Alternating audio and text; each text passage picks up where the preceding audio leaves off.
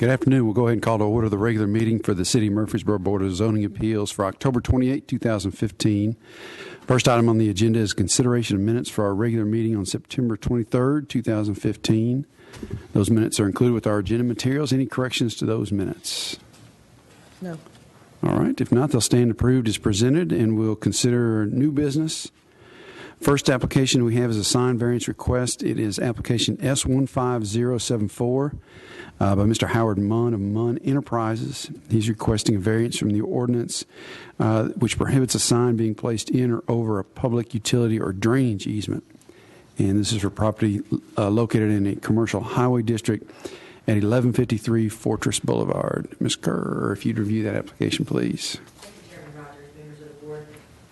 Howard Munn represents Munn Enterprises, Inc. for the Hutton Company, is requesting a variance from Section 25.25 of the City of Murfreesboro sign ordinance, which prohibits a foundation or sign placed in or over any public utility or drainage easement without the consent of the easement holder and Board of Zoning Appeals approval. The sign location is proposed at 1153 Fortress Boulevard and is in the Gateway District Overlay 1 zone. The applicant is requesting permission to erect one internally illuminated freestanding wall sign with 59 square foot changeable sign, including an automatic changeable copy sign with an opaque background display area and an overall height of 10 foot. The sign will be located within a water and sewer easement and a consolidated utility district water easement. An agreement for a sign in a city easement has been signed by the Murfreesboro Water and Sewer Department and the Director of Building Codes, as well as an approval letter from CUD's project coordinator. And these easement holders are requesting that they be contacted to locate utility lines again prior to construction of the signs. Due to the sensitivity of the placement of signs in regards to the water and sewer lines, the sign has also been located by a Tennessee registered engineer and will be required to be relocated prior to the construction of the signs, and the applicant will comply with all other setbacks and regulations. And Mr. Munn is here for any questions as well as myself. All right. Thank you, Ms. Kerr. Any questions for Ms. Kerr?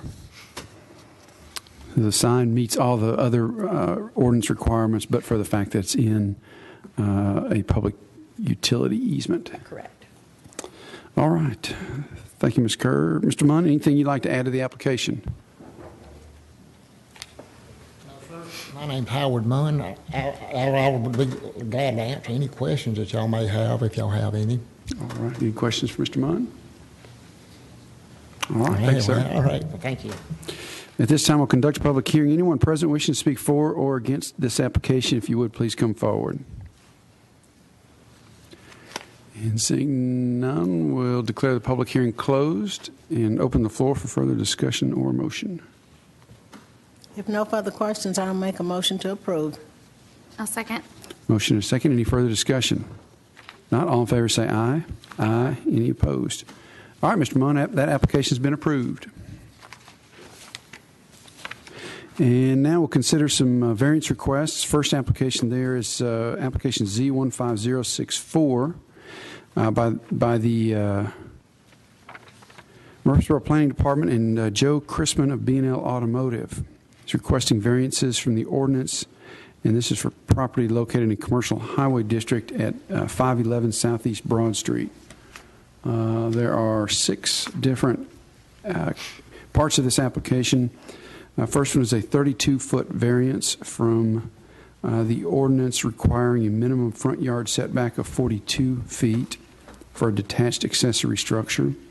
Second one is a 20-foot variance from the ordinance, which requires a minimum rear yard setback of 20 feet for a detached accessory structure. Third one is a 17-foot variance from the ordinance, requiring a minimum front yard setback of 42 feet for a detached accessory structure. Fourth one, a 10-foot variance from the ordinance, requiring a minimum rear yard setback of 20 feet for a solid waste enclosure. Fifth one, a variance from the ordinance that requires commercial and industrial districts, temporary and accessory structures and uses shall comply with the same front, side, and rear setbacks as are required for the principal structure. And finally, a variance requiring a site of 1 acre or less to maintain a minimum perimeter planting yard of 5 feet along the front, side, and rear property lines. All right, Mr. Anthony, got a lot to go over on that one. I'm going to turn it over to Mr. Ives. All right, Mr. Ives. Yes, Chairman, members of the board. Since this application has a fair amount of history to it, that probably has had my involvement more so than anyone, with the possible exception of Matthew, who's here to help out and add anything if I need to. I would like to go over the background of this and what has got us here today. And this is part of mostly my memo that was included with the agenda packet. Memo has a date of September 13 this year on it. Back in 2009, Mr. Chrisman, in fact, Matthew, if you would put up could you bring up the overhead? Is it ready?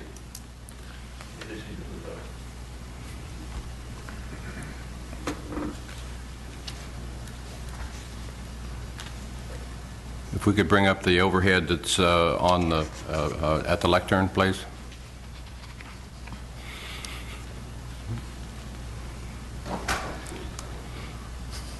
That was my spacing pictures.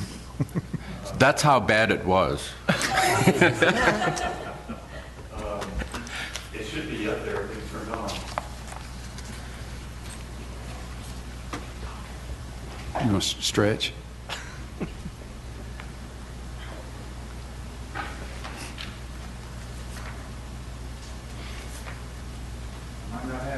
Well, we can live without it. If it comes up, fine, and if it doesn't, I'll just go on.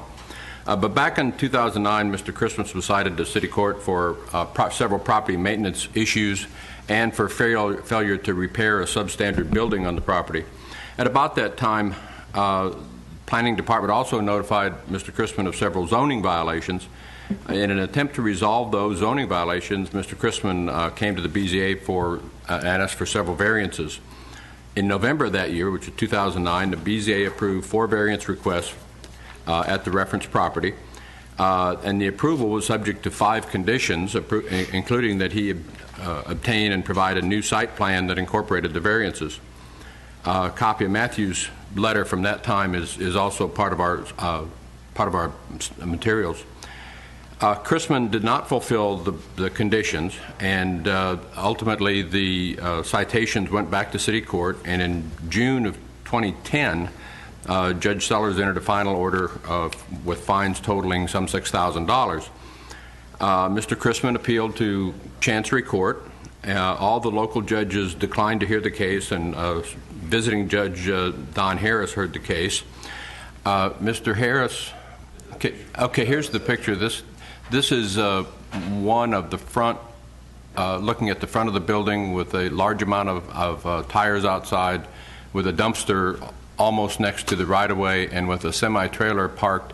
This would be viewing essentially from the entrance to the back entrance to the Discovery Center across Broad and looking at his building and the trailer that was basically parked right along Ash Street and very close to Broad. So that's an idea of what we were dealing with back at that time. And that photo was from 2007. Judge Harris found that the city wasn't able to prove violations on all the days of the continuing violation, and ultimately found Mr. Chrisman in violation for 1 day and fined him $25 plus court costs, and that ended that case. To back up a little further, back in 2006, Mr. Chrisman was granted a variance from the rear setback so that he could construct an addition onto his building. And that was constructed in 2008. When the addition was complete, Building and Codes refused to do a final inspection because of the various zoning violations. So because of that, there was no certificate of occupancy issued, but Mr. Chrisman occupied the addition anyway. And in April of 2010, he was cited to City Court for occupying the premises without a certificate of occupancy. In September, a final order from City Court assessed another $3,800 in fines, and Mr. Chrisman appealed, and that appeal remains pending at this time. Mr. Chrisman continues in occupancy of his addition. There has been a lot of time and effort on both sides into how to resolve this case in a rational, reasonable way. And we have said, you know, he's in the somewhat difficult position of having a small, unusually shaped lot. He's been there a long time. His business has grown. He's really outgrown the lot. But unless we want to condemn it and acquire it to give him a substantial amount of money to move, he doesn't want to move. The result over time, while we've had some negotiations and difficulties, the ultimate result, as you would see from the photos that are included with your materials, the site looks tremendously better than it did. After the addition, he repainted everything. He put some better signage on it. There are fewer stacked tires than there were. He added some trees and landscaping at a front corner. It is literally impossible for this site to come into fully compliance with our setbacks and rules that exist today without tearing everything down and building a building that maybe the third or less the size that he has.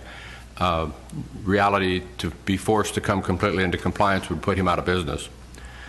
So we have come up with the idea of proposing to grant these 6 variances that were listed here.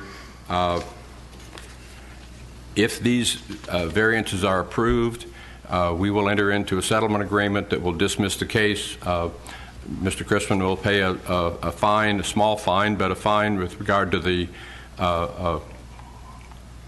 certificate of occupancy violations.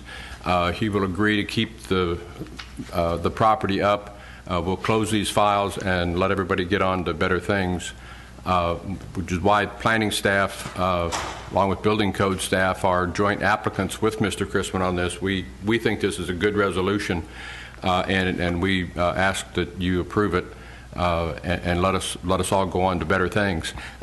If you could bring up the site plan, and I can run over where the variances are.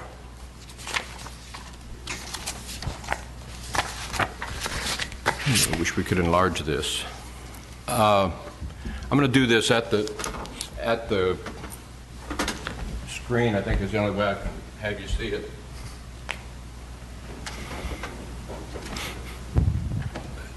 The landscaping that you might see this is Riley Automotive Parts over here, and then the next building down is the drugstore, CVS drugstore. The viewing audience. Great. Okay. Start again. The business here to the right.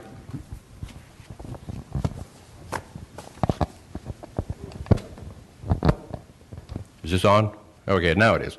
All right, the business to the right is Riley Automotive Parts, and then on down past it is a CVS drugstore to give you an idea of the location.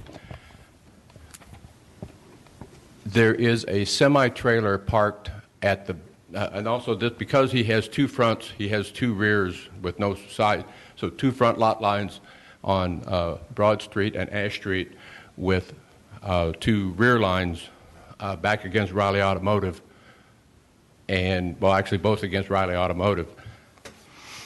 There is a semi-trailer parked where those 2 circles are. The first variance, A, is a setback variance for the setback requirement from Ash Street. That's listed as number 1 on the first page of the staff reports. The 32 foot is required. Actually, 42 is required, and we're asking for a 32-foot variance. The second variance, I misstated that. Let me start over on that variance. Because Ash Street gives a front to him, there's a 42-foot setback, and we're asking for a 32-foot variance from that front setback. That trailer is essentially inoperable, and it's essentially operating as permanent storage. That trailer also is required to be 20 foot back from the rear yard, the rear sideline, rear property line, and in fact, it's virtually setting on the property line, so that requires a 20-foot variance. At the front of the building, he has a dumpster, which is circled where C and E are pointing to. That dumpster also needs a setback variance from Ash Street as well as a setback variance from Broad Street. And that's number 3 and 4 on the first page.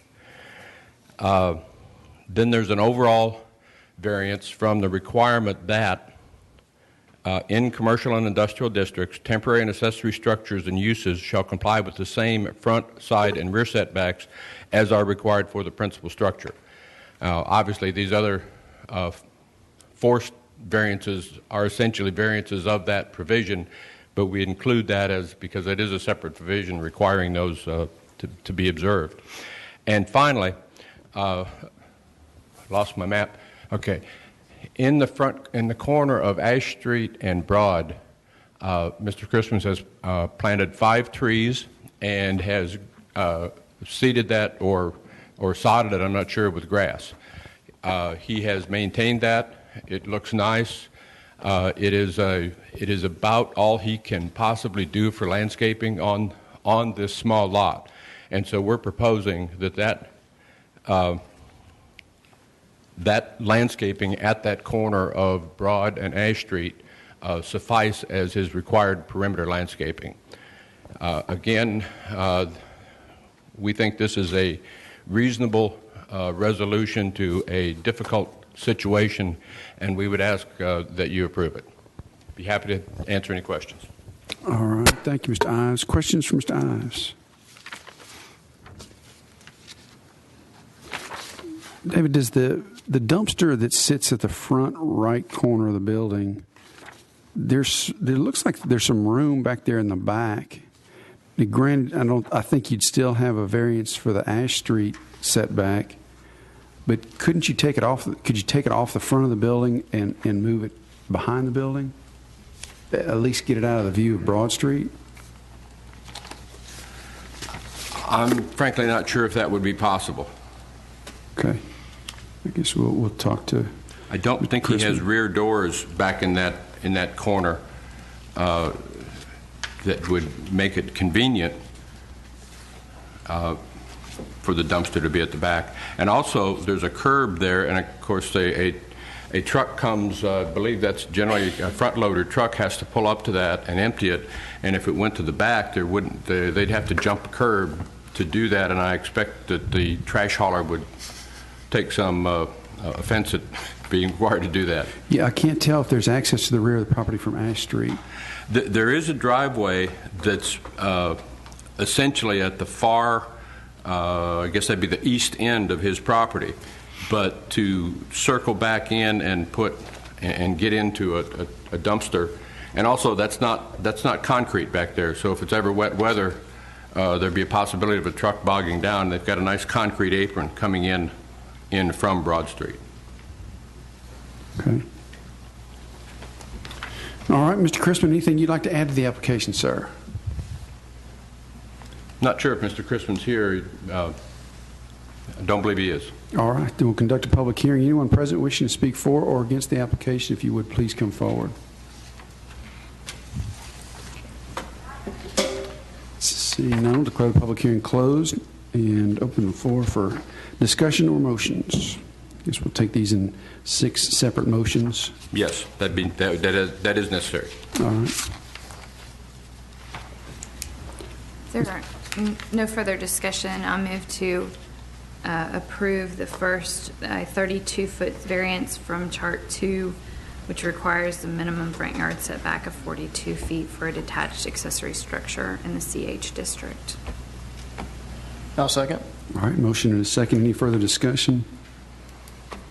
Not all in favor say aye. Aye. Any opposed? All right, consider the 20-foot variance for the enclosed semi-trailer. I'll make a motion to approve the 20-foot variance, subject to any staff comments. Second. Motion and a second. Further discussion? All in favor say aye. Aye. Any opposed?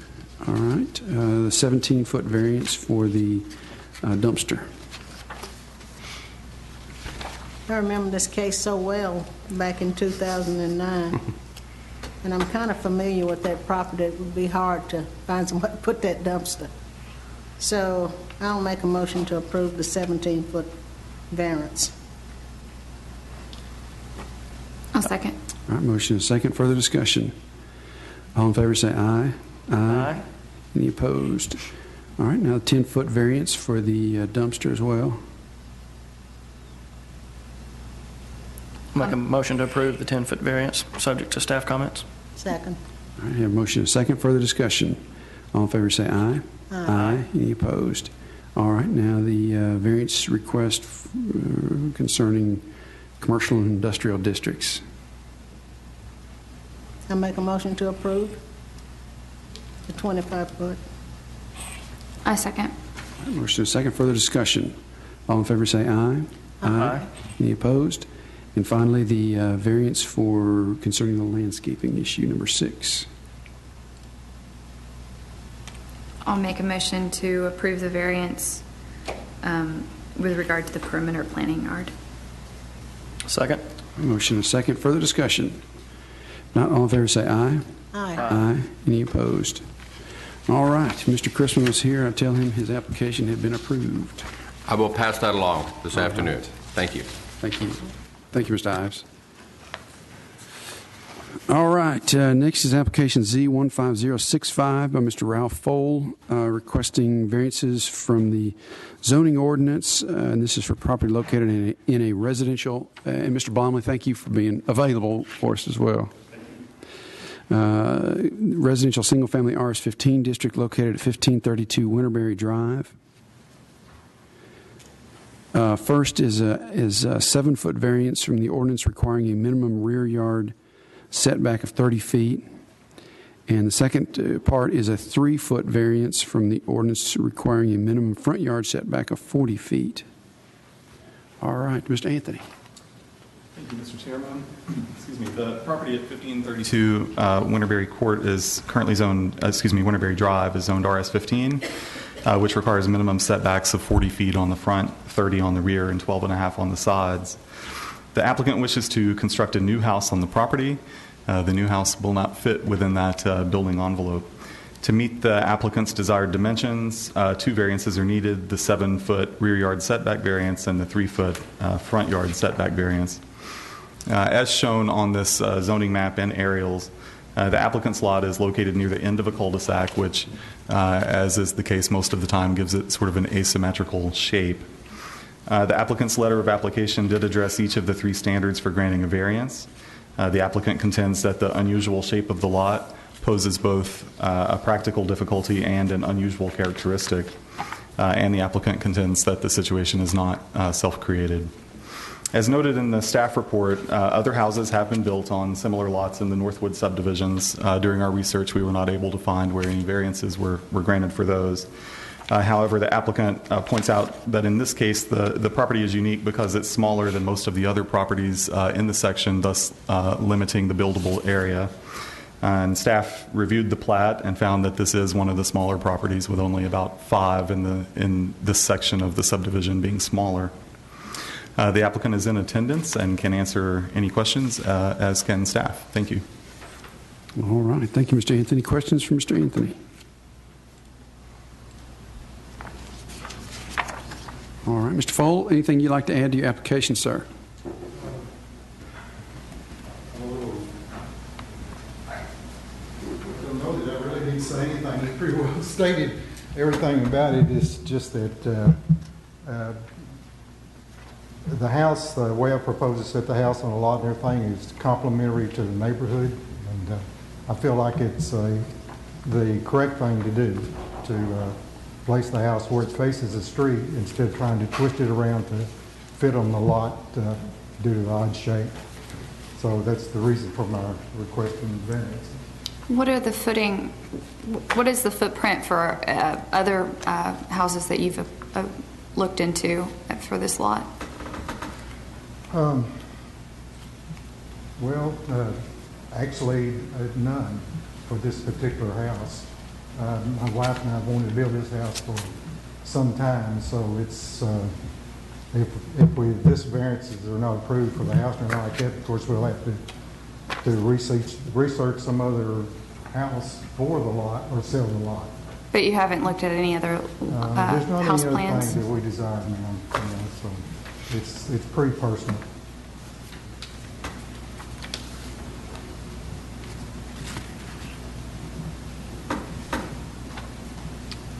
All right, any other questions for Mr. Vole? Thank you, sir.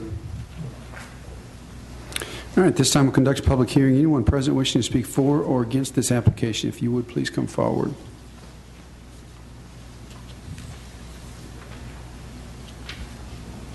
All right, seeing none, I'll declare the public hearing closed and open the floor for further discussion or motion. Again, this is one, I think, that requires a couple motions, separate motions for each request. There's no further discussion. I'll make a motion to approve the 7-foot variance, subject to any staff comments. Second. All right, we have a motion and a second. Any further discussion? All right. I'll say this, Mr. Vole, this one concerns me a little bit. You know, as you're aware, in the application process, you got to prove certain things that,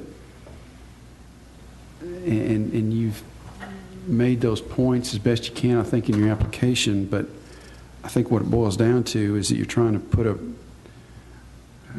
too big of a house on too small a lot, and that's just not an exception under the ordinance. You know, it looks like from the curvature of the cul-de-sac, you're nipping off about 3 feet of the front, kind of the front left corner of the house. Probably not particularly significant, but you're getting pretty deep into the rear setback. You're almost a third of the way into the rear setback with the back right corner of the house. So I don't know. I don't know what I'm doing other than voicing concerns about it. Yeah, I'd be glad to hear. If you come back to the podium, please. I'm very familiar with the neighborhood. I've built houses all over that neighborhood. This house is very comparable in size to anything else in the neighborhood. To the houses adjacent on both sides of it, it's actually smaller in square footage. So,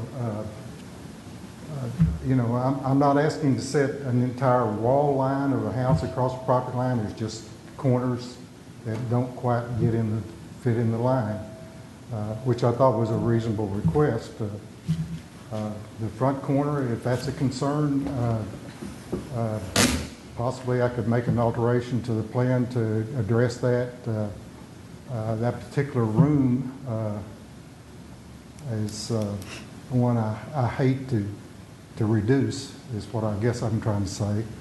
I say, you know, I'm 70 years old. This is the end of my life house. I don't plan on building another house for myself. So when I said this is very personal, it's very personal. So that's all I got to say about that. All right.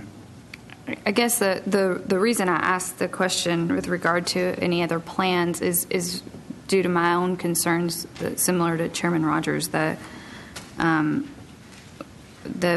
standards with regard to a variance are fairly high, in that you bear the burden of proving that this piece of property, that nothing else can be done. And well, that's not true. Something else could be done, but you know, it wouldn't be for us. I wouldn't build a house. If I can't build a house that we like to have, there's no point. You know, I already live in a nice house, and you know, we don't. It's not what we want. You know, so I understand. you spend that kind of money, we try to get some satisfaction from it. All right. We ready for a motion? take up the, I make a motion to approve the 7-foot variance, which I guess is the rear.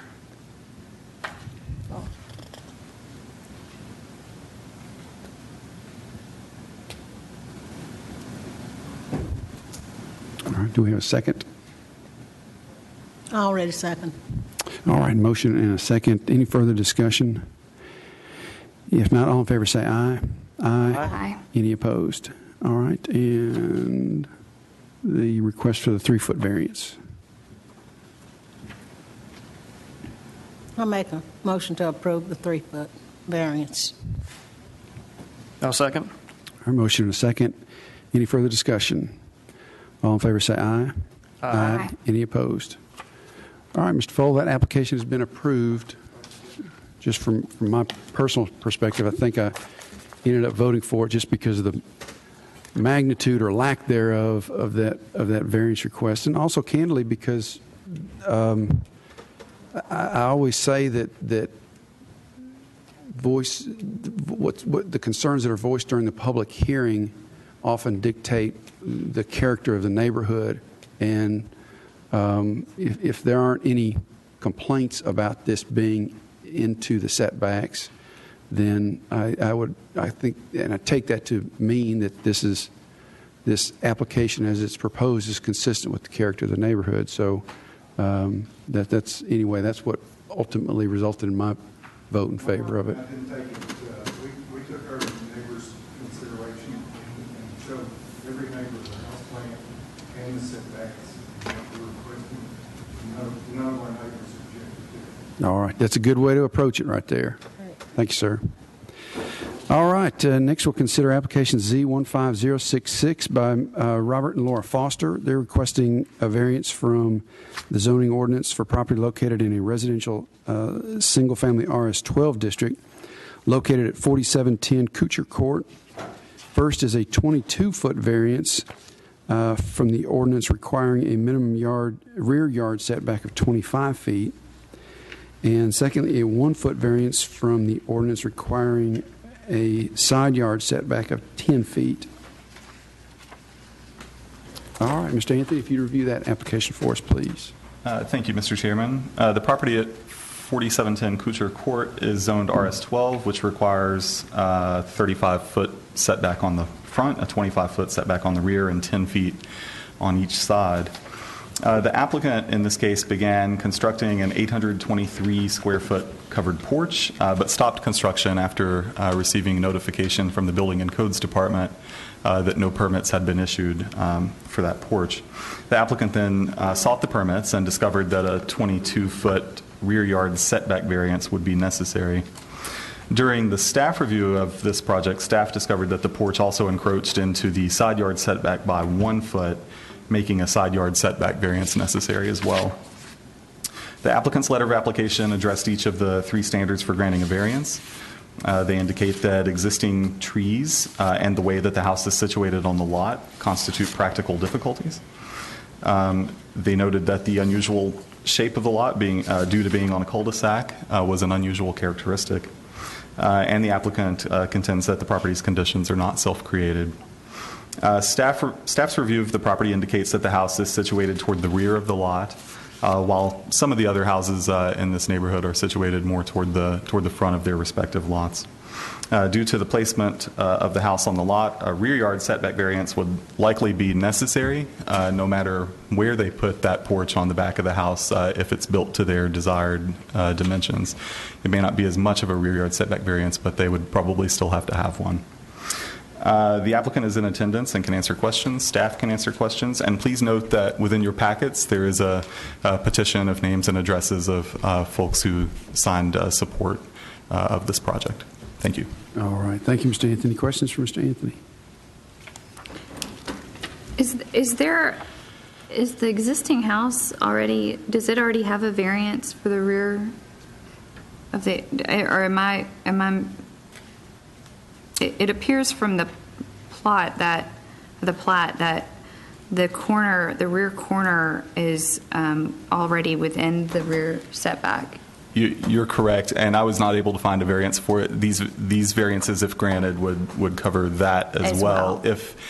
If these variances are not granted, we would advise the applicant to come back and seek variances for the house. Okay. But that was occurred prior, obviously, Correct. some time ago. Correct. Mr. Anthony, do you happen to know, I'm looking at the rear on the survey, a lot 48 in Blackman Oaks, I guess is maybe the owner of the property behind him. Mm-hmm. Do you know what address? Are they somebody that might have been affected by the? Yes. Okay. Yes. They are on the list? Yes, sir. Okay. All right. This time then, Mr. Foster, is there anything you'd like to add to your application, sir? Mr. Chairman, members of the board, thank you. Donald, thanks for the great overview. No, nothing really. We tried to do our due diligence in getting our border neighbors to sign the petition. Before construction started, we also had it approved from and it's in our packet as well, from the Blackman Oaks Homeowners Association. So we wanted to do that, and when we found out we didn't have a permit, we immediately stopped and started the process of getting our variance. So that's any other questions, or we're happy to try to answer them.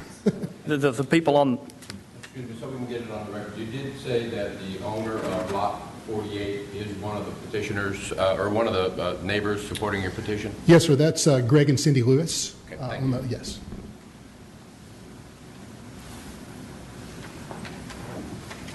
All right. Any questions for the Fosters?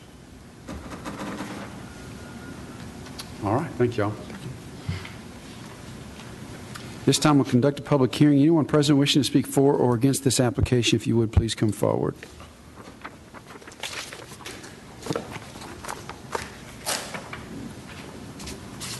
All right, seeing none, I'll declare the public hearing closed and open the floor for further discussion or motion. Again, we've got two parts to this application.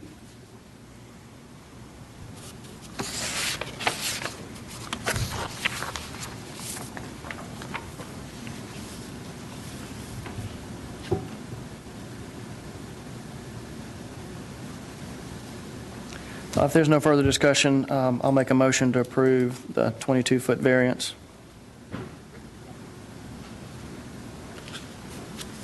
I'll second. All right, motion and a second. Any further discussion? If not, all in favor say aye. Aye. Any opposed? All right, how about the 1-foot variance request? I'll make a motion to approve the 1-foot variance. No second? All right, motion and a second. Any further discussion? If not, all in favor say aye. Aye. Aye. Any opposed? All right, Mr. and Ms. Foster, that application has been approved. All right, we're on now. Actually, let everyone know, application Z15067 by Mr. Michael Hazlett for a variance concerning property located at 148 Cherry Lane has been withdrawn. So that application will not be heard today. Mr. Anthony, has that been withdrawn permanently, or is it just on hiatus? He did not indicate whether he was going to bring it back or not. But as I've told all of the folks I've spoken with on the phone and by email today, that we will follow the public notice process. It'll go through a regular submittal cycle again, should he choose to bring it back to us, and we'll post signs, put it in the paper, and send out the mailed notice as well. Gotcha. All right. Thank you. Then we'll move on and consider application Z15068. This is by Bill Johnson, representing Store Place of Stones River and Dickens Turf and Landscape Supply. He's making requests for property located in a commercial highway zone and gateway design overlay district located at 230 and 310 North Thompson Lane. All right, there are several. 1, 2, 3, 4, 5, 6, 7, 8, 9 parts to this application. First one is for 310 North Thompson Lane, special use permit to allow a self-service storage facility. Also for 310, a 4-foot variance from the ordinance requiring a minimum space of 15 feet between parking and or access drives and adjacent property. Again, for 310, an 11-foot variance from the ordinance, which requires a minimum space of 15 feet between parking and access drives and adjacent property. Also, at 310 North Thompson Lane, variance from the ordinance, which requires commercial office development exceeding 5 acres or 40,000 square feet of floor area to provide formal open space equal to 3% of the site's developable area. Again, for 310, variance from the ordinance, which requires commercial structures in the GDO to include brick, precast, architectural concrete, or natural stone as the primary material. For 230 North Thompson Lane, a 7-foot variance from the ordinance, which requires a minimum space of 7 feet between buildings and or access drives. For 230, a variance from the ordinance, which requires that trash containers and dumpsters be screened with the use of plant material, fences, walls, berms, and grading to eliminate negative impacts. For 230, variance from the ordinance requires that commercial structures in the GDO include brick, precast, architectural concrete, natural stone as a primary material. And finally, for both properties, variance which require from the ordinance requiring a minimum landscape area of 5 feet along the front and sides adjacent to the base of the building or separated from the building by a sidewalk. All right, Mr. Anthony. Thank you, Mr. Chairman. If I were cruel, I would say, oh, I forgot about 10 of them, but we won't add any more on there. Both of these subject properties are zone CH, and both are within the Gateway Design Overlay. All of these requests are related to 2 expansions occurring at neighboring properties simultaneously. The owner of the Store Place self-storage facility at 310 North Thompson Lane, and that's the one on the north side if you look at the image there. The owner of that one wishes to expand southward onto the property owned by Dickens Turf and Landscape Supply. And the owner of Dickens Turf and Landscape Supply at 230 North Thompson Lane wishes to expand his facility on the east or rear side as well. So plans for both expansions are included in your packets. The first sheet in the plan set shows the new site layouts for both properties and identifies the variances requested. Because there's a special use permit, their variance request numbers on their exhibit don't quite line up with how they're listed here because I had to list the special use permit first. But I'm just going to go through these quickly, and then if you have any questions or want to discuss further, we can do that. The first request is for a special use permit to allow Store Place to expand. Self-service storage facilities are allowed in the CH zone by special use permit only. And the applicant does attest that all the standards for special use permits will be met. The second request for the Store Place expansion is for a 4-foot variance from the Gateway Design Overlay requirement that there be at least a 15-foot space between paved areas and the property line on sites greater than 1.5 acres. Along the southern property line, the applicant will have an 11-foot space between the driveway and the neighboring Comfort Suites property. For just Yes, a sir, second, absolutely. it may be more helpful for us to see as you're going through each one of these. Can you identify on, Sure. on the site plan where the application is being made and what's being requested? I will definitely give it a shot. And I may need the applicant's assistance if possible. So for that one let me see, the one that we just did, the 11 feet on the south side. First of all, it was an overall expansion, I think. Yes. Okay. So first is for the special use permit for the Store Place expansion. And so if we're looking at the site here, let me zoom out just a little bit. If we're looking at the site here, this is the Store Place facility. And this is the Dickens Turf facility.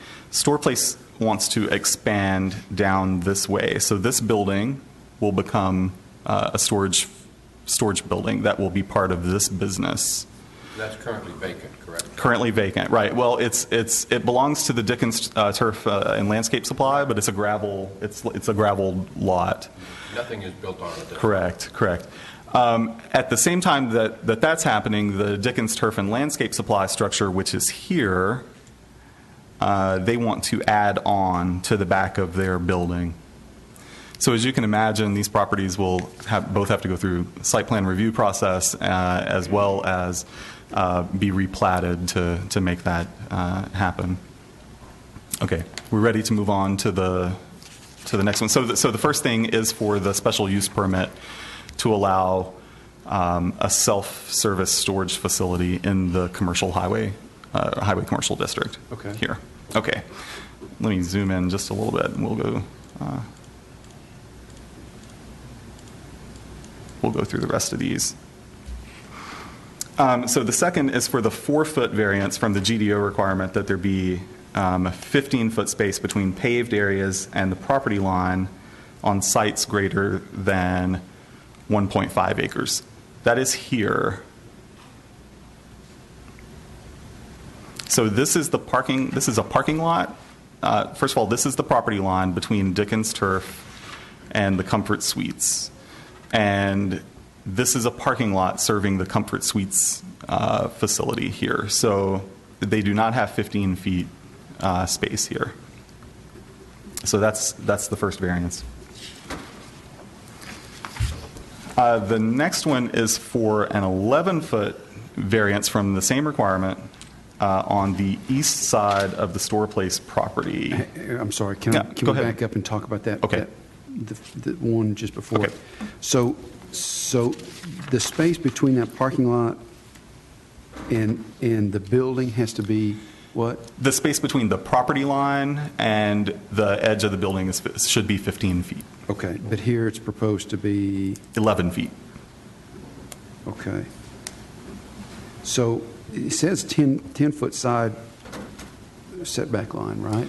Right. That's different from this from the GDO requirement on the 15-foot separation. All right.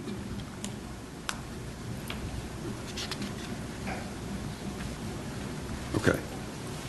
Okay. Gotcha. So the next request is for again dealing with that 15-foot separation is for an 11-foot variance on the east side of Store Place. So that would be here.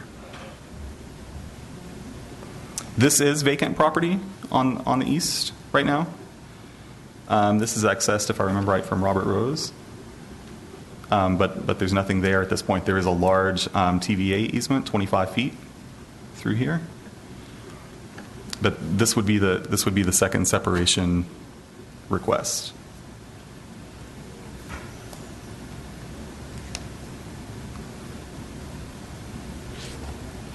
Okay. All right. Let me mark them as I'm going through. The next request is for a variance which would, in effect, waive the formal open space requirement for Store Place. So there's nothing really to show there other than to say that they just won't make the formal open space requirement. And the formal open space requirement means what? So formal open space is required in the Gateway Design Overlay District. Typically with formal open space, that's some kind of usable open space. And as opposed to... In front of the structure, behind the structure, just side or just... Anywhere? Somewhere on the lot. I'm gonna get Margaret Ann, who knows much more about the Gateway Design Overlay than I do. Formal open space is a requirement that applies to developments that exceed 40,000 square feet or a certain acreage, and it's a formally designed element, so it's not just open space like trees or landscaping. There are gazebos, paved surfaces, seat walls. For example, in the Gateway, you will see some of those outdoor seating areas that are patios with maybe a gazebo over it. That's formal open space. The site is mostly developed now. As it is, it exceeds the 40,000 square feet. This addition would exceed that. And so part of the request is to not install formal open space.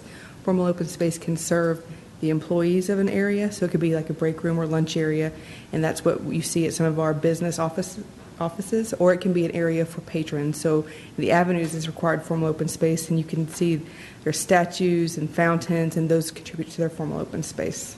And it's a minimum size requirement of 2,500 square feet of an area that needs to be dedicated to the formal open space. So in addition to the fact that it may not be best suited on the site, there's also not an area, I think, that's large enough that could be dedicated to formal open space, which again is separate from open space. Did this building predate the GDO? Yes. But both of these, it's my understanding that both of these businesses predate the GDO. They do. All right, thank you. Okay, the next request is for the store place facility, a variance to the GDO requirement that structures include brick, precast architectural concrete, or natural stone as the primary material. The new storage structure, which I want to point out will have limited visibility from the Thompson Lane right-of-way, will mimic the existing structures, which use some combination of split-face block, EIFS, and metal. And if you would like, we can look at yeah.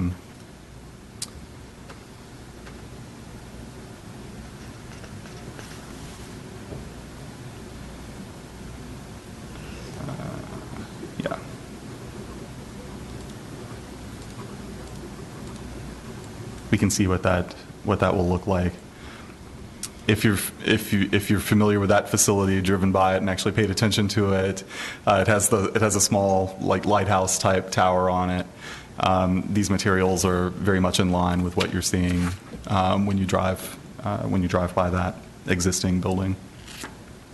I mean, this building would not, I can't imagine in any way would be visible to anybody from any point, either on Robert Rose or on North Thompson Lane. If you're familiar with the landscaping in front of Dickens Turf, which you may not have even known there was a business there because it's so prominent, I would agree with you that if there's any visibility at all, it would be very, very limited.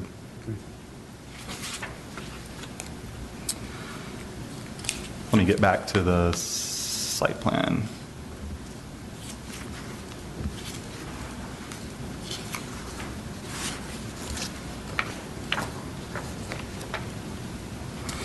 Okay, the next request, which is for the Dickens expansion, that's this one, is for a variance from the GDO requirement that there be at least a 7-foot space between buildings and access drives on sites of less than 1.5 acres. The applicant is going to place a dumpster there on the south side of the Dickens building. That dumpster is going to project outward from the edge of the building, leaving no space really between it and the driveway. Staff reviewed this site. There aren't a whole lot of other places to move the dumpster. So that one, if you look up at the screen, it's here.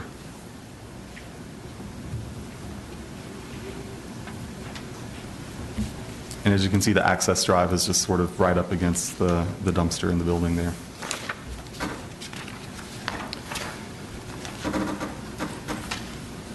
The next request, which is also for the Dickens expansion, relates to the dumpster. Gateway design overlay standards include a requirement that trash containers and dumpsters be screened with the use of plant materials, fences or walls, berms, and grading to eliminate negative impacts.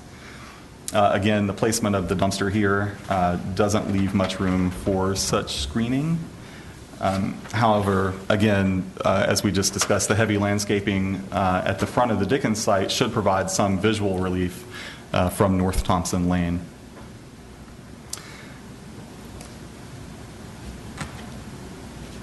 Okay, the next one is for the Dickens expansion. It's for a variance to the GDO requirement that structures include brick, precast architectural concrete, or natural stone as the primary material. The Dickens expansion will use metal as the primary material. And since that expansion is going to be at the rear of the existing building, it should have limited visibility from public right-of-way along North Thompson Lane. And give me just a moment, and I will find the building elevation. So these are the building elevations for that expansion. The only part that's really conceivable that would be visible from public right-of-way, if that is a concern, would be this aspect here that sort of comes up over the building. Again, with the heavy landscaping out in front of the building, you can't really see what's there already, so I'm not sure that you would see that over it if visibility from the public right-of-way is a concern.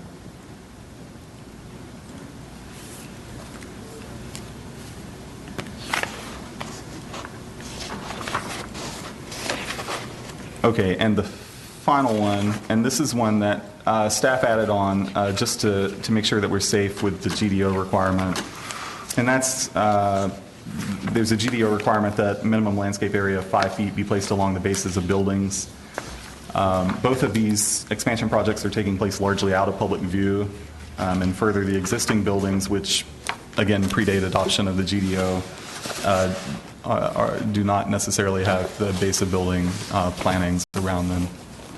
So that would be the final variance here. Please note that each of these requests will require a separate motion. There are applicants here who can answer questions, and staff can definitely give it a stab as well. All right. Mr. Anthony, can you review for me one more time the part of the application that's asking for variance from the requirement for brick, precast, architectural concrete, and that sort of thing, as it applies to Dickens? As it applies to Dickens? Sure. Let me get their elevations pulled back up.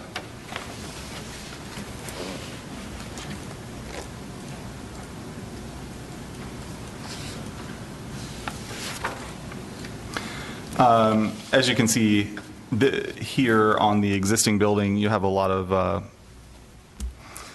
glass, and I think that that's probably split face block on the front of it. The addition that they're wanting to add here is metal siding. So that would the primary material for the addition would be metal. It would not be one of those classifications of materials that the GDO specifically mentions. Okay, I think, isn't that building, it's glass and maybe brick in the front, and then behind it there's already an existing metal building? Yes. Okay. And so they're just extending that a little further back? Right. Gotcha. And again, this, if public visibility is something of concern, this is the only part here rising just above the roof line of the existing building that may or may not be visible. That would be new. It would be new, right? All right. Any other questions for Mr. Anthony? I have never noticed a building there. I drove by it 3 times trying to get to it. You got to be looking for it. All right. If there are no other questions, then Mr. Johnson, anything you'd like to add to the application?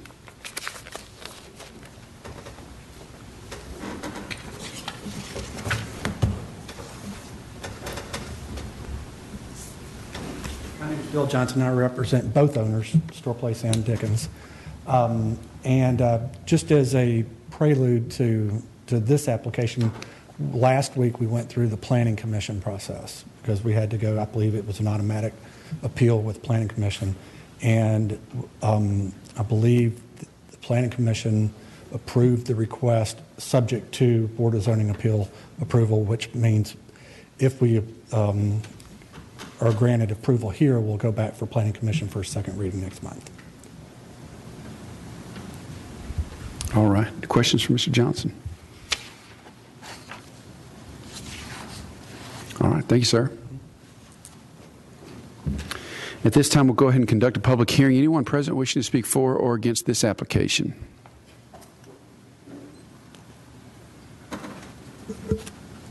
All right. Seeing none, we'll declare the public hearing closed and open the floor for further discussion and probably lots of motions.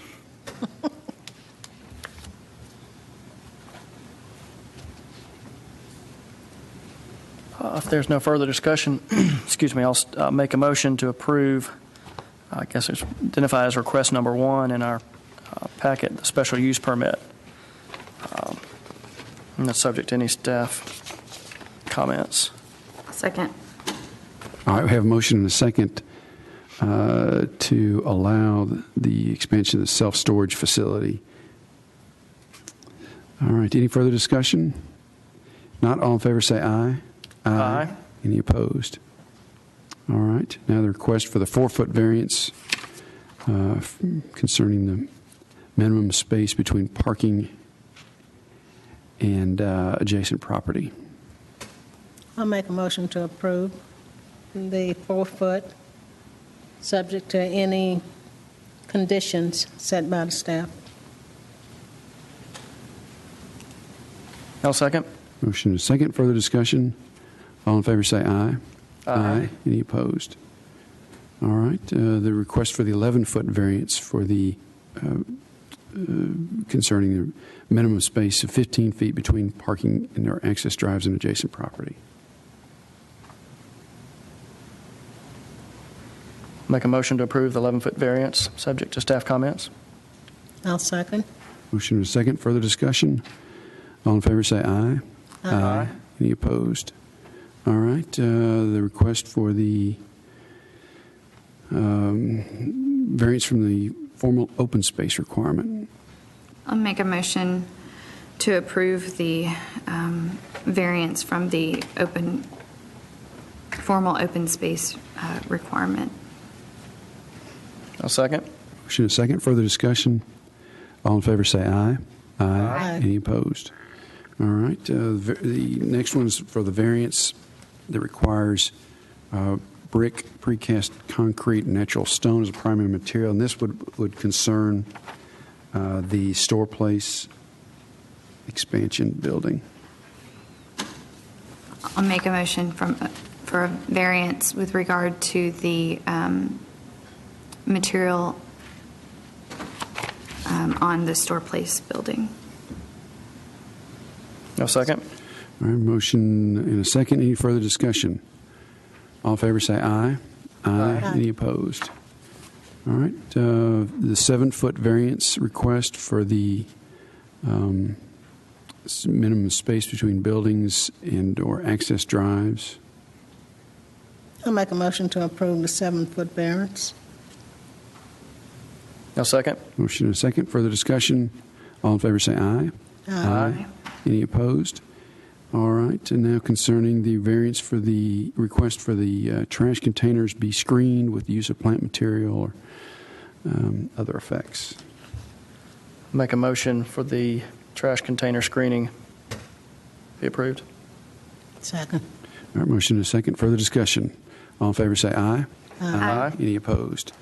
All right. Two more for the variance for the requesting for requirement regarding brick, precast, architectural concrete, and natural stone. I've run out of words. I've talked too much today. And this would concern the expansion of the Dickens store. I'll make a motion to approve. I'll second. Motion is second. Further discussion. All in favor say aye. Aye. Any opposed? All right. And finally, the variance request for the waiver of the minimum landscape of 5 feet along the front and sides of buildings. Make a motion to approve. Second. Motion and a second. Further discussion? All in favor say aye. Aye. Any opposed? All right, Mr. Johnson, I think that application has been approved in its entirety.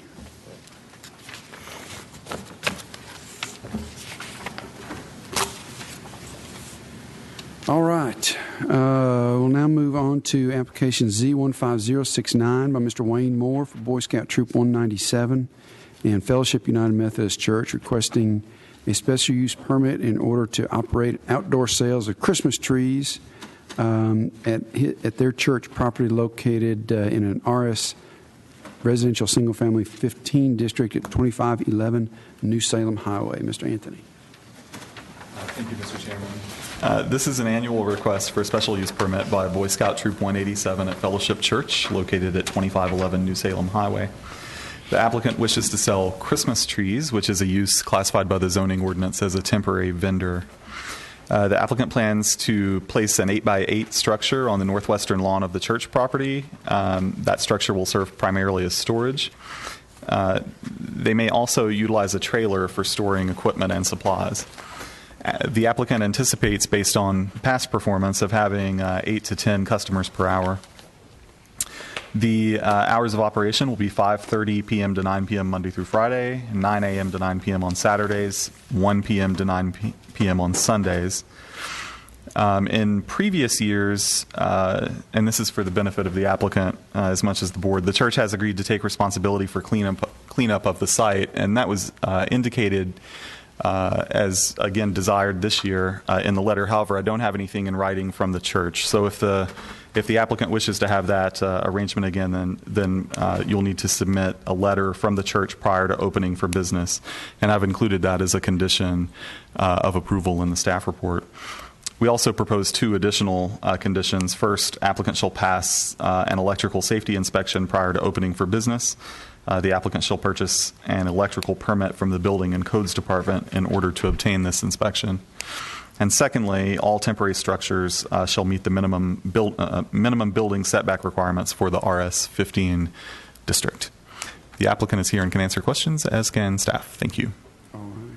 Thank you, Mr. Anthony. Questions for Mr. Anthony? All right, Mr. Moore, anything you'd like to add to your application?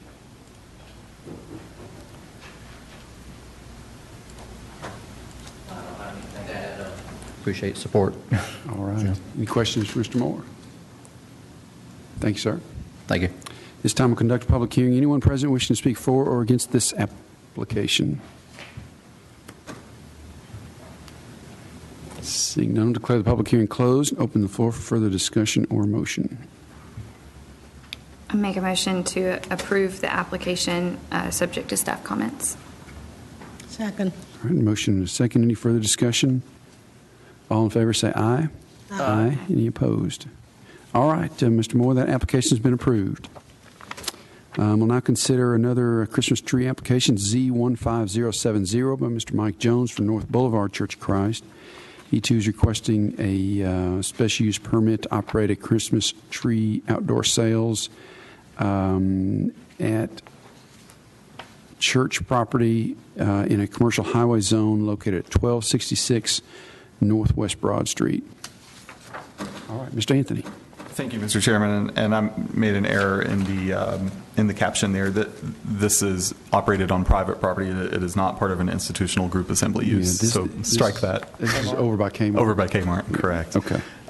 So this is another annual request for a special use permit by the North Boulevard Church of Christ for property located at 1266 Northwest Broad Street. The applicant wishes to sell Christmas trees on a landscape island east of the Ascend Federal Credit Union off of Clark. The applicant will place an 8x8 structure on the property, which will serve as a shelter for volunteers during inclement weather. No other buildings are proposed. The applicant anticipates 15 customers per day. Hours of operation, 1 p.m. to 9 p.m. Sunday through Friday, and 9 a.m. to 9 p.m. on Sundays. Staff proposes 2 conditions. First, the applicant shall pass an electrical safety inspection prior to opening for business. The applicant shall purchase an electrical permit from the Building and Codes Department in order to obtain this inspection. And second, all temporary structures shall meet the minimum building setback requirements for the CH district. The applicant is here, and staff can take any questions. Thank you. Thank you, Mr. Anthony. Questions for Mr. Anthony? All right. Mr. Jones, anything you'd like to add to your application? No, thank you. All right. At this time, we'll conduct a public hearing. Anyone present wishing to speak for or against this application, if you would, please come forward. Seeing none, we'll declare the public hearing closed. Open the floor for further discussion or motion. No further questions. I'll make a motion to approve the special use permit with the conditions set by the staff. No second. All right, motion and second. Further discussion. All in favor say aye. Aye. Aye. Any opposed? All right, Mr. Jones, that application has been approved. And we'll now move on to application Z15071 by Mr. Todd Harms of Cason Lane Mini Storage. He's requesting a special use permit in order to operate a self-service storage facility in a commercial fringe district located along the western side of Cason Lane, south of New Salem Highway. Mr. Anthony. Thank you, Mr. Chairman. The applicant does wish to construct a self-service storage facility on a 6.6-acre property on Cason Lane south of New Salem Highway. This is behind a new Burger King that's located on the corner of Cason and New Salem Highway. A special use permit is required to construct this type of business in the commercial fringe zoning district. The applicant wishes to place 11 storage buildings on the site. The building identified on the site plan as Building 1 will be the one that's most visible from the public right-of-way along Cason Lane. And the applicant has begun working with staff on building elevations for Building 1 and will continue to do so throughout the site planning process to ensure compatibility and to ensure that zoning ordinance standards are met. Access to this site would be from an existing driveway along Cason Lane that currently is only serving the Burger King. And the applicant attests that all of the requirements for a special use permit will be met. The applicant is in attendance, and staff can answer any questions you may have. Thank you. Questions for Mr. Anthony? All right, Mr. Harms, anything you'd like to add to the application, sir? Taylor of SEC, represent Mr. Harms. Mr. Anthony did a good job explaining the project, and myself, Mr. Harms, and Mr. Harney all are available to answer any questions that you might have. But I believe that it's fairly straightforward self-service storage facility.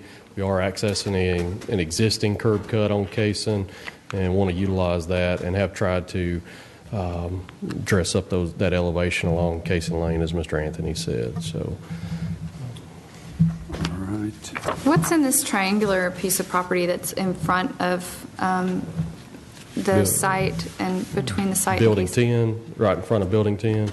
Right now, it is a vacant piece of property that's owned by a different property owner, and we were not able to get that under contract. So.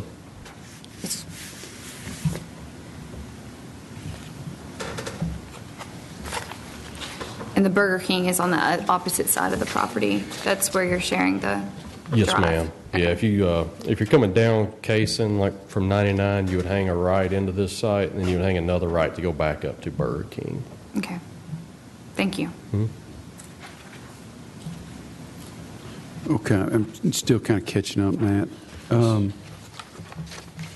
Tell me, the property surrounded by commercial fringe on the north, on the east, and on the west, Yes, right? sir. Or commercial fringe, commercial highway. Is all the surrounding property developed? The property that's to the north, the Burger King is actually one parcel away, so there's a vacant tract between us and the Burger King. To the west, a church is currently under construction. I'm not sure exactly what phase they are, but I think it's well under construction. You can see that it's a church there. In the lower southwest portion of that, there's a cul-de-sac built there. I don't believe that cul-de-sac is paved. And there is one lot that has a building on that, but that fronts directly back out to Salem Creek Boulevard, very close to one of the special use permits you just approved. That's showing Office General, right? Yes, sir. Okay, so that's going to be some like office condominiums or something in there. It could be. Right now, the building that is built in there, I'm not sure what's in there right now. It used to be a contractor's kind of office where he did his business, drew his house plans, things like that. But no other lots have developed so far. Further to the north on the west side, you have the Dollar General complex there, and then you have several other vacant commercial tracts. To the east, on the other side of Cason Lane, you've got a retail center at the corner, and then you've got a vacant tract to the south of that. Further to the south, on the east side of Cason, you've got the assisted living, and that same ownership group that developed the assisted living has bought a parcel that adjoins Cason. I think they intend to make that some sort of complementary use to that assisted living. And then to the south, you have some duplex type units that front directly on Cason, and then behind those you have I don't know if it's age targeted or if it's truly age restricted quadplex type unit there. Is that Stonewater Court? that what That sounds right, yes, sir. Because the name of the development there is Stonebridge, is the age target or age restricted use. Okay. Those existing duplexes there are about 550 feet away from our property. And then Stonebridge, I don't know if they're about a third or about a halfway through development, but they have really built to the south. So there are some future units of Stonebridge that would be about 250 feet away, I believe, from their site plan. So about a football field, give or take. Okay. And what plans are there to buffer? The one we have Spence Creek that is along our southern boundary. Most of Spence Creek is actually on the Stonebridge development property. Our property line pretty closely follows the 100-year floodplain and floodway line. And so there's a natural stream buffer there. And in addition to that, we are supplementing that with, forget if it's a type C or a type D, whichever one that the zoning ordinance requires between CF and a residential type development. I think it's a 15-foot buffer. Yes, sir. Okay, it's in addition to this Spence Creek buffer. The Spence Creek buffer, I know it's a creek, but is there also like a wooded area around that surrounds the creek? It's not they're not tall woods. Bedrock out there is fairly shallow, but there is a lot of scrub and kind of evergreen material that tends to stick around year-round. And with the city's stormwater ordinance, whenever that gets developed along through there, those people, whoever's property that is actually owned, is supposed to plant new plantings if it's deficient in that particular area. So in this case, I believe it would be Stonebridge, for the most part, that would be responsible for planting saplings and other things to help develop that buffer if it's deficient in portions. But I think it's pretty decent through there. Okay. All right. Any other questions for Mr. Taylor? Thank you, sir. This time we'll conduct a public hearing. Anyone present wishing to speak for or against this application?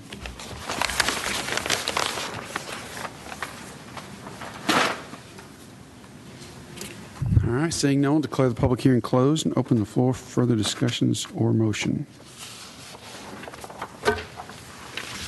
I'll make a motion to approve the application for a special use permit allowing self-storage facility in a commercial fringe district. I'll second. Motion and second. Any other, 2 seconds, any other questions or discussion? If not, all in favor say aye. Aye. Aye. Any opposed? All right, that application has been approved.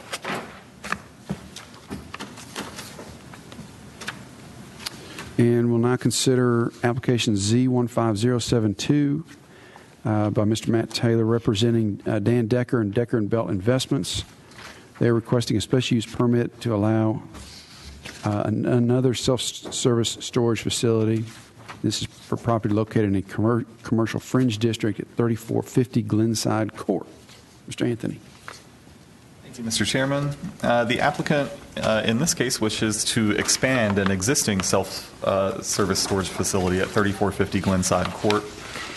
A special use permit is required to construct self-service storage facilities in the commercial fringe district. This applicant was granted a special use permit by this board in 2004 to allow for the construction of phases 1 and 2 of this existing storage business. This expansion, which is phase 3, will be onto the vacant lot to the east of the existing self-storage structures. The existing structures lie at the end of a cul-de-sac. This proposed phase would include 2 new storage buildings, both of which would be of a similar architectural character to those already constructed. Access to the new structures would be through the existing driveway at the end of the cul-de-sac. The applicant attests that all of the requirements for a special use permit will be met. Applicant is in attendance and staff can answer any questions. All right, thank you, Mr. Anthony. Any questions for Mr. Anthony? All All right, Ms. Taylor, anything you'd like to add to this application? All right, then at this time we'll conduct a public hearing. Anyone present wishing to speak for or against this application, if you would please come forward.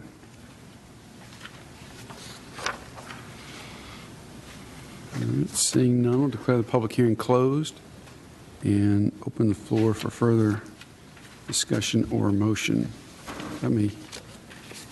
No further questions. I'll make a motion to approve.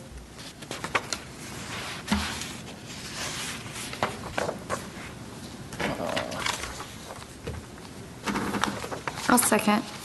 All right, have a motion and a second. Any further discussion? And I'm sorry, I still feel like I'm about a step behind here. This site was approved originally in 2004. Now they're seeking expansion of it. Correct. Into what extent? Sure. Is the expansion requested? If you can look up at That's the new part. screen.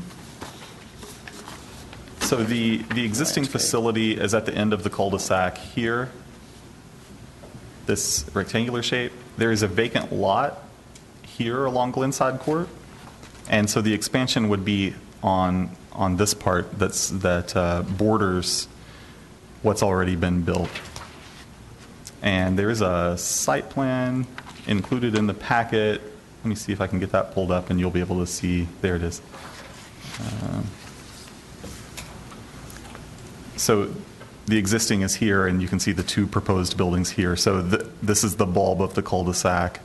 These are still very much at the end of the cul-de-sac.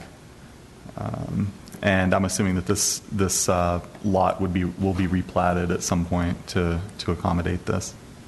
So the lot is going to be subdivided so that you only will own a portion of it, or your client will? Mr. Decker and Belt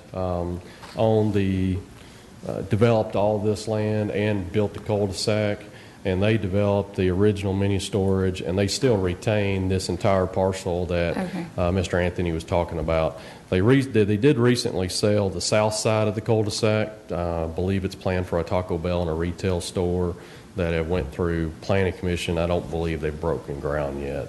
And so we actually, if successful today, plan to make site plan application tomorrow to Planning Commission to do this. And if that's successful, follow up next month with the re-subdivision plat. And then the remainder of this property would be for sale for a commercial user of some sort. This detention easement, will it remain on the remainder of the property, or is that going to be retained with? No, it will be with the remainder of the property, and it'll be platted. Mr. Decker and Belt will be responsible for the maintenance of that structure until such time that it is sold. And the idea, we debated on whether to include it with this property or make it an easement. And we felt like that if we made it part of this property, because of the weird shape, it may hurt the ability for that future property to develop in the way that it really wants to develop.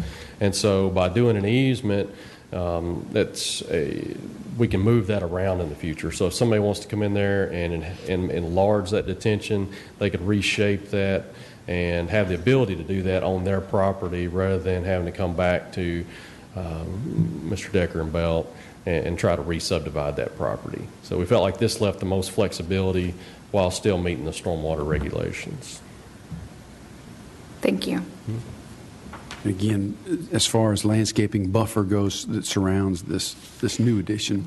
To the north is an existing church, and we will continue the same landscaping pattern along that northern boundary that you see out there currently, which is, again, I think a 15-foot type C or D buffer there. And then we'll have our front planting yard along the cul-de-sac bubble of Glenside Court, and then we'll have some shade trees along the eastern side of the expansion, very similar to what you see out there now. In addition to the landscaping, they've got a nice ornamental fence, and I think it's brick or stone columns that goes around for security reasons. That will we'll obviously take that down in the expansion area and relocate it out to the new perimeter of the site. How much ultimately do you think will be visible from St. Andrews Drive? I would say very little after that commercial part is built.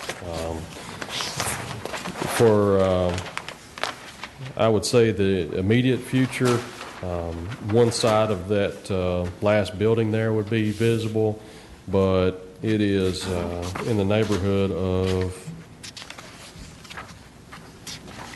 about 300 feet away. It's about a football field again, away from St. Andrews. And anything you could see from there would be through the fence and through the landscaping we would have through there as well. Okay. All right. Any other questions for Mr. Taylor? All right. Thank you, sir. This time... Had a motion and a second. Yeah, that's right. We've already done the public hearing and all that. Okay. And we got a motion and a second. Any other discussion? All in favor say aye. Aye. Any opposed? All right. That application has been approved.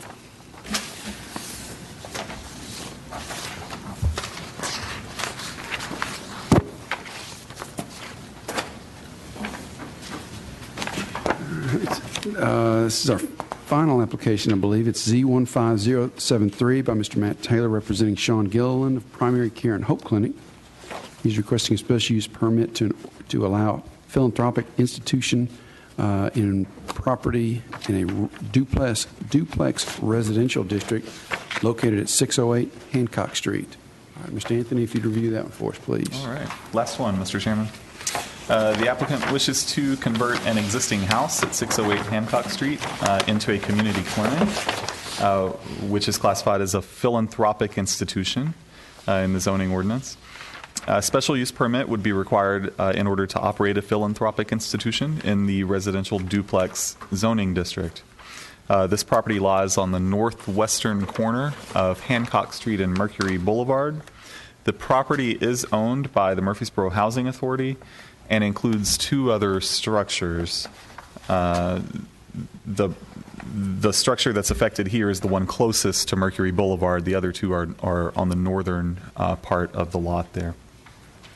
The applicant would be relocating the Hope Clinic from the Franklin Heights housing development, which is slated for demolition in the coming months.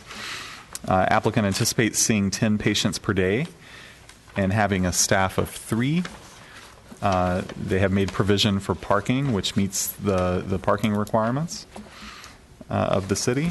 And they attest that all of the requirements for a special use permit will be met. Applicant is in attendance, and staff can answer any questions that you may have.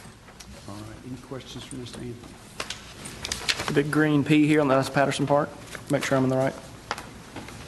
Am I looking at the right? It is a park. Is it Patterson? Okay. Patterson Park. Okay, I thought so. All right. Mr. Taylor, anything you want to add to this application? Hopefully, I'm sure that each of you know what Primary Care and Hope Clinic does. And they basically provide free or greatly reduced health care to the needy in our community. They serve the entire county, but have a heavy presence here in Murfreesboro. As Mr. Anthony said, they've been operating a similar type facility out of Franklin Heights for many years. And as that's been slated for the demolition, they've identified the need to really try to relocate that somewhere so they can still serve that population that maybe not can get around the city as easily as others can.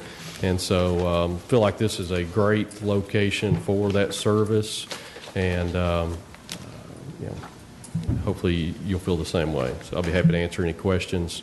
Mr. Gillen is here with me as well.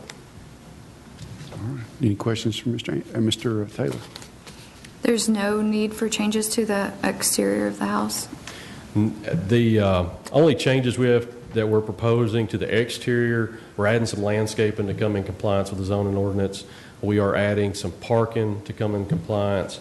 We're also adding a ramp coming off the front of the building for ADA purposes. Mr. Anthony mentioned that it's owned by the Murfreesboro Housing Authority. They have actually made some changes, or are in the process of making changes internally to the building to make sure all those items are ADA accessible as well. And so we didn't want to make any architectural changes, just to, one, there's a cost factor, and two, this blends with all the other homes. So it'll look very much from the street still like it's operating as a home here. Thank you. All right. Thank you, Mr. Taylor. At this time, we'll go ahead and conduct a public hearing. Anyone present wishing to speak for or against this application? Seeing none, we'll declare the public hearing closed and open the floor for further discussion or motion. If there's no further discussion, I'll make a motion that we approve the application for the special use permit. And I'll second. All right. Motion and a second. Any further discussion? Not all in favor, say aye. Aye. Any opposed? All right. Mr. Taylor, Mr. Gillen, that application has been approved. Thank you all. Thank you all for work you do in Murfreesboro. And I guess, Mr. Taylor, you can get back to work doing all the engineering on every application I think we had today. All right. Staff reports and other business. Staff has no other business, sir. I have nothing. All right. There's no other business, and we're adjourned. Went pretty quick with